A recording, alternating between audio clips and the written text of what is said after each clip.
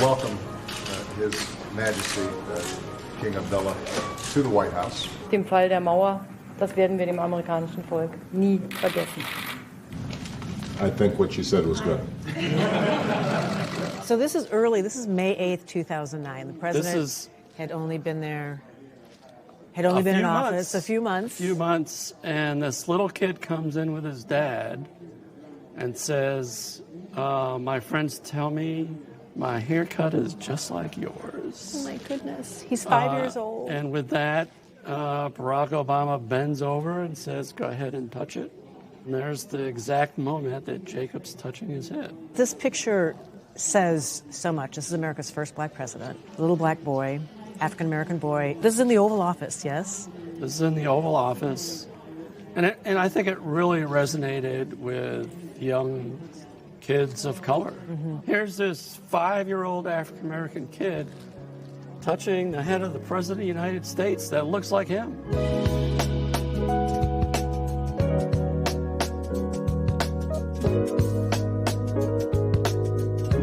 The Oval Office is almost synonymous with the American presidency. So in keeping with tradition, the Obama Presidential Center has an exact replica of the Oval Office, just as it was during President Obama's time in the White House. It's already one of the most popular exhibits in the museum. Visitors curl in long lines around the outside wall for their chance to sit behind the resolute desk, their chance to peek at the remarkable treasures in this space, the lamps, the curtains, the wallpaper, the trinkets on the shelves, every detail painstakingly recreated to look just like the original. Every detail except one, a detail everyone who's ever spent time in the real Oval Office will make sure you know. Do we think these are real apples? I do not. He actually ate the apples also. Yes, we all did. Everybody came in and took apples, particularly kids. Don't try to eat those. Those are real. No, I figured that those aren't real apples. What do you want people to take from this space? Is there some small... Not an apple, because they're not real anymore. Okay, they're not real. That was Michael Smith. He's the interior designer who was chosen by President Obama in 2009 for the makeover of the real Oval Office. It was a case where Mr. Smith goes to Washington and then to Chicago to make sure the replica here is just right. Michael Smith is a close personal friend of the former president. Smith understands how the president thinks and how he works. And on our personal tour, he explained how they work together on every detail inside this room, including the apples. Well, here we are.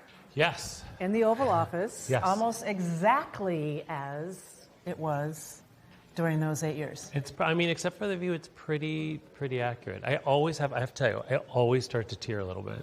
When you're watching, so you still weird. do? Still. Because it's so representational, it reminds me of 8 years. And you were integral in creating this room. Now, it's interesting, though, you didn't change the Oval Office right away because if we, let's go back in the Wayback Machine, we remember that President Obama inherited a financial crisis. Relatively intense financial crisis. Yes. And so a decision was made that you were going to leave the Oval as it was, as he inherited it, because... Yes. Well, it was just people were suffering. There was too much instability, and he being very moral and concerned would never, it just wasn't the right time.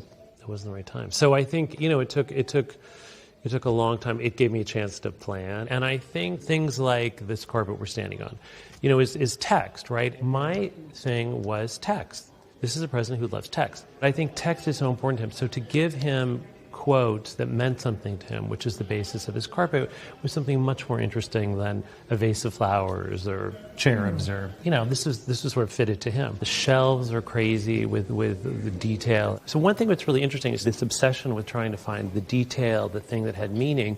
When he called me, there were plates. There were Chinese, these bookcases for Reagan, Bush, had held a series of Chinese exports plates that had the presidential seal on them. It was just not his thing. So he called me and he said, I really don't like plates. I don't want plates. What can we have? I don't want dishes, I think is what he said. So I called the Smithsonian and I said, what do you have in the way of workable models of patents? And they had incredible, the cotton gin. This is a telegraph model. So that's what this is. It's a working model. This is a recreation of that working model. But Samuel L.B. Morse. Working telegraph. Samuel Morse. Right.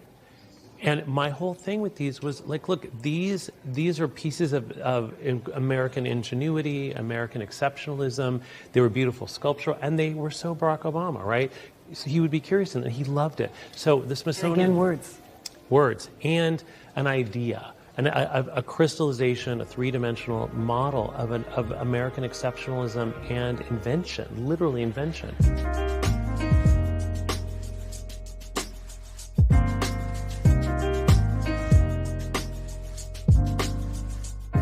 When you were creating it for the first time, how do you create a room that is warm and inviting, but also has a sense of let's get down to work? My agenda was not to make it more propagandistic. I felt like you walk in, the room already has you. You know, you can't feel like it's not an impressive and sort of dramatic space because of the volume, because of the light, because of all that. So I really wanted people to be comfortable. I got some stuff to do.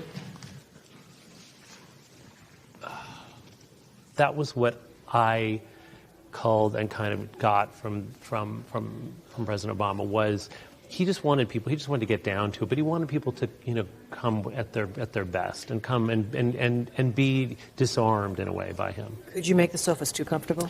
You could have, and I didn't. Because the idea is that you don't spend a lot of time. Correct. It's a very special thing to be invited into the space. But let me tell you something really interesting about this. One, there are 3 sofas in the White House, the same, because they're constantly being touched up because people, A, wipe sweat because they're nervous, their palms, so they touch the sofa, so sometimes it has to be touched up. So there's always one that is rotated out for cleaning?